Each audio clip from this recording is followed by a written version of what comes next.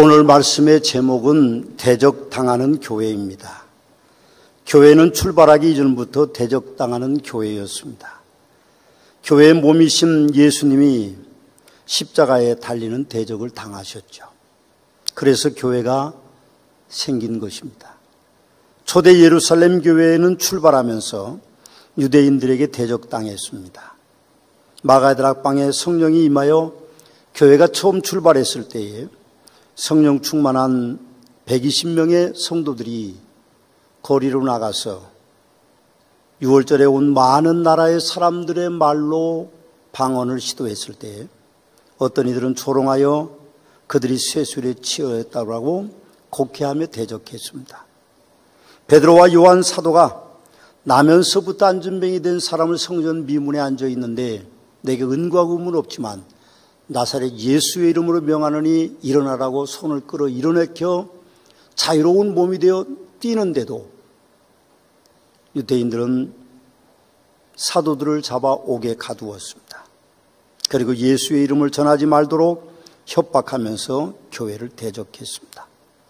7 집사 가운데 한 사람인 스데반 집사가 대제장 앞에서 복음을 증거했지만 그 사람들은 귀를 막으면서 돌을 던져 스데반 집사가 순교했습니다.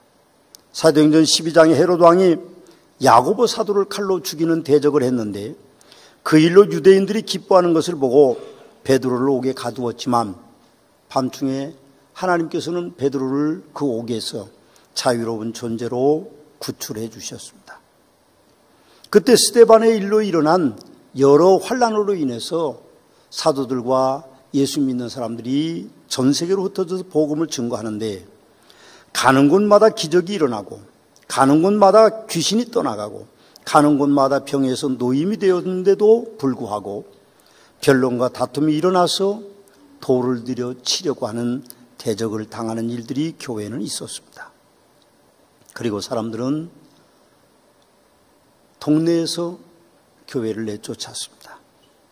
사울이라는 젊은이가 제자들에 대하여 위협과 살기가 등등해서 제장에 공문을 청하여 사람들을 옥에 가두었는데 그날은 다메섹에 가서 복음을 증거하기는 사람들을 잡아오기 위해 공문을 가지고 가다가 이제 대적당한 그 사울이 꼬꾸라져서 바울이라는 위대한 전도자로 되는 일들이 역사가 일어났습니다.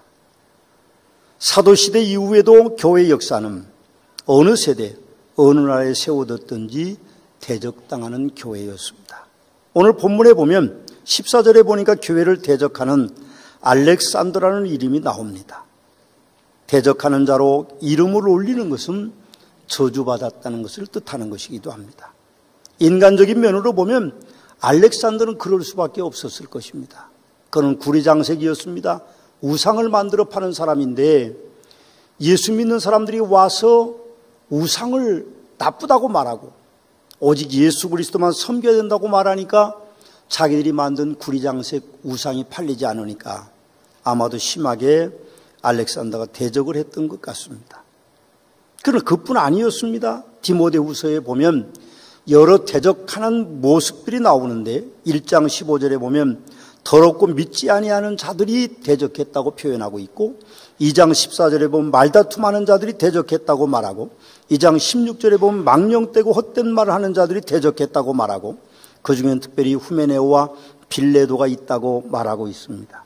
2장 25절에는 그 대적하는 자들을 거역하는 자들이라고 표현하고 있고 4장 10절에는 세상을 향해 떠나간 대마를 말하고 있으며 그리고 4장 16절에는 다 나를 버린 자들이라고 그렇게 바울 사도는 교회가 대적받음에 대한 이야기를 하고 있습니다.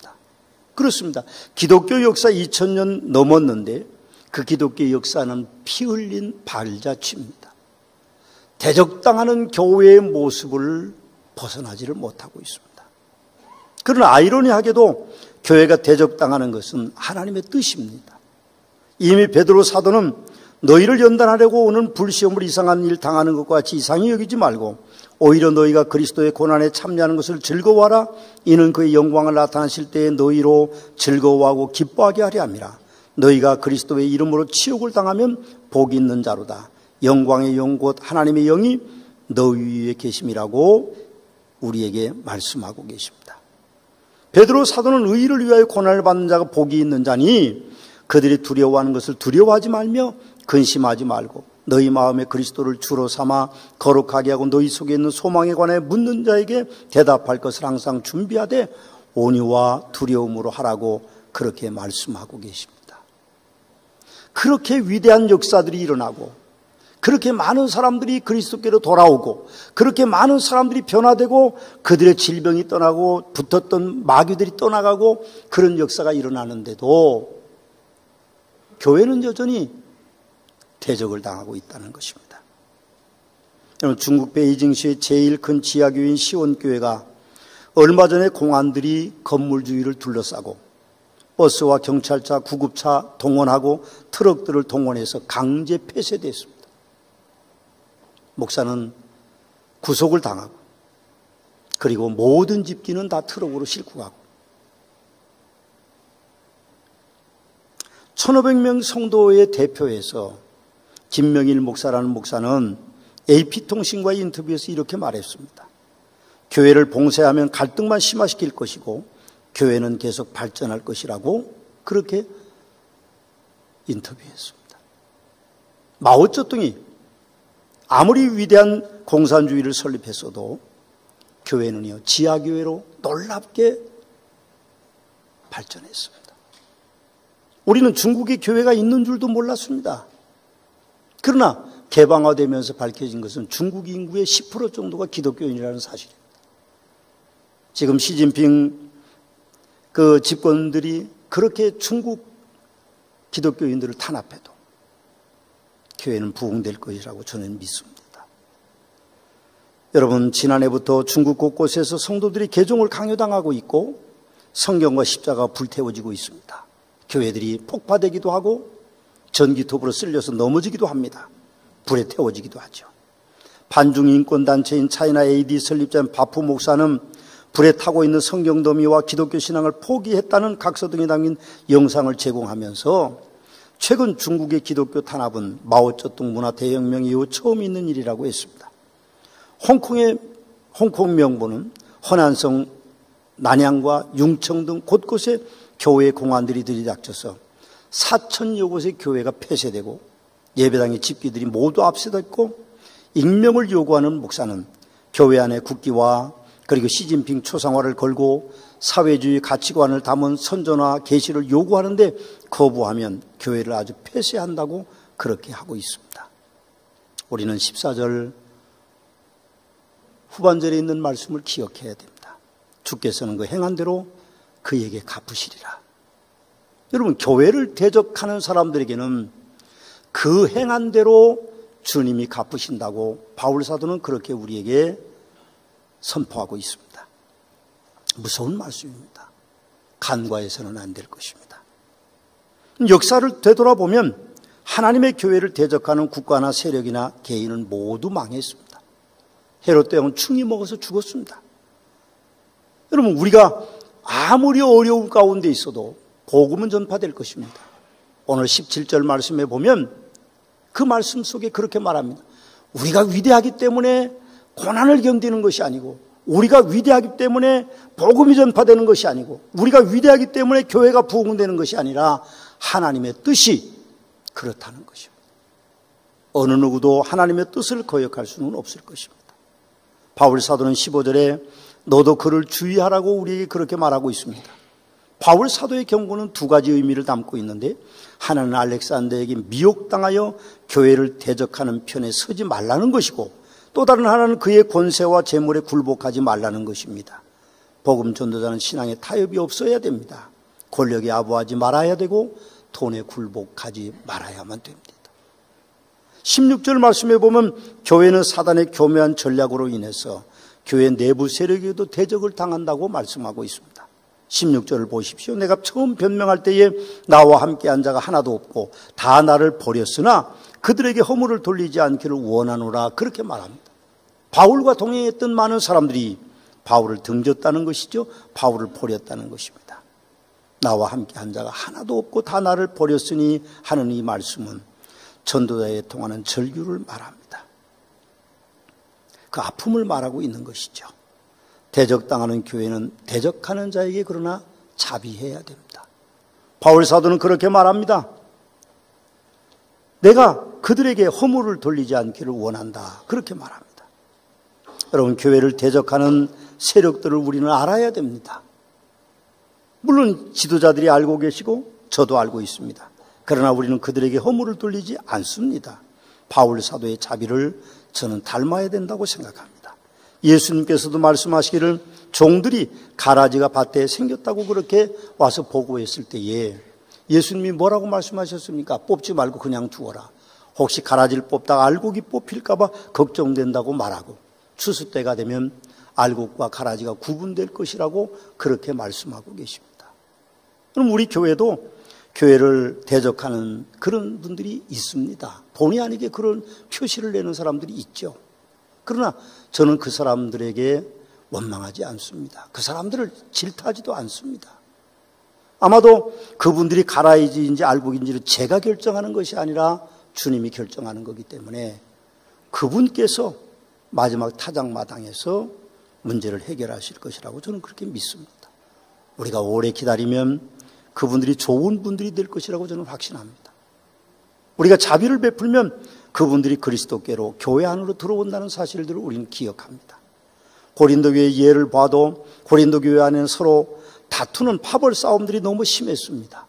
나는 바울파라고 말하고 나는 아볼로파라고 말하고 나는 게바파라고 말하는 사람들이 있고 심지어는 예수파라고 말하는 사람들까지 생겼습니다. 아마 여기도 저기도 못 끼니까 나는 예수파라고 그렇게 말하는 분들이 생긴 것 같습니다. 교회 안에 목사와 성도와 성도들이 서로 고소하고 고발하고 다투기도 합니다. 여러분, 십자가에서 피 흘려 세우신 자신의 몸인 교회가 망가지는 것을 보는 주님의 그 슬퍼하며 애통해하는 모습을 우리가 상상하면 안타까운 일이죠. 그것이 누가 선하고 누가 악한 것은 우리는 모릅니다. 그러나 양보하지 않는 그런 사람들이 더 저는 악할 것이라고 생각합니다. 생각해 보면 주님이 슬퍼하시는데 우리는 다툼을 하고 있습니다. 모 도시에서는 어떤 교회는요, 담임 목사는 강단 위에 설교하고 부목사를 따르는 10분의 1 정도 되는 성도들은 예배당 한쪽 곁에서 스피커를 반대하는 쪽으로 그렇게 하고 예배를 드리고 있다고 합니다. 성령님이 얼마나 오셔서 슬퍼하실까요? 고린도 교회는 또 나누어졌습니다. 영은 선하고 육은 악하다는 헬라 문화의 영향을 영지주의자들이 들어와 있어서 나누어졌고, 유대인들의 영향으로 예수 십자가의 은혜로만 아니고 바른 행위가 구원의 조건이라고 믿는 에비온주의적인 율법주의자들이 있었기 때문에 교회는 나누어질 수밖에 없었습니다. 우상을 숭배하는 사람들이 있었습니다. 또 그들의 음란한 사람들도 있었습니다. 이제 우리는 추석을 맞고 있습니다. 추석에 여러분 우상 숭배를 해서는 안 됩니다. 우상 숭배는 우리 시대로 끝을 내야 됩니다. 우상을 숭배하는 사람들은요, 후손이 잘 될 수가 없습니다. 우리는 우리 시대에 끝을 내고 우리 후손들에게는 우상을 물려주지 말아야 됩니다. 어떤 경우에도 우리는 우상 숭배하는 일들에 우리가 동조해서는 안 됩니다. 그렇다고 명절에 가지 말라는 뜻이 아닙니다. 가십시오. 선물도 남보다 다른 형제보다 더 많이 사고 용돈도 더 많이 드리고, 그러면서 우상을 숭배하지 않도록 여러분들이 하시고, 형제 사랑의 우애와 또 부모를 사랑하는 마음과 그런 것들이 가득 담고 가야 됩니다. 가셔서 복음을 증거하십시오. 때가 되면 그분들이 그리스도께 돌아오면 저절로 우상 숭배를 안 하게 돼 있습니다. 성도들이 음란 마귀를 따르기도 했고 부활이 지나갔다고 말하는 성도들도 고린도 교회는 있었고, 목회자의 권위를 멸시하는 세력들이 교회를 무질서하게 하기도 했습니다. 그러면 고린도 교회를 예로 살펴보았습니다만 모든 교회들은 내부적인 대적 세력들을 가지고 있습니다. 제가 어제 어떤 분을 만났어요. 그분이 재미있는 이야기를 했습니다. TV를 잘 보셔야 됩니다. 저는 종편 방송을 잘 안 봅니다. KBS, MBC, SBS만 주로 보고 우리 집사람은 EBS를 주로 보고 그런 편입니다.